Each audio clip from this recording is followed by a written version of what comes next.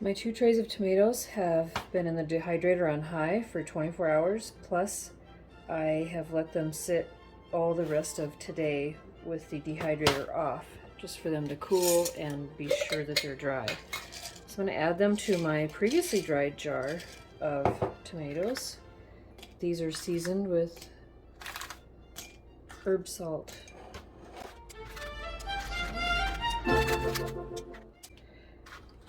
And this is just parchment paper, so I can make a new one.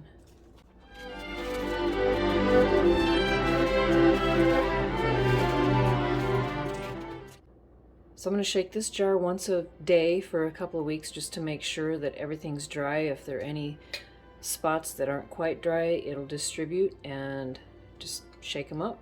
Condition the whole jar. These are good for snacks or for cooking.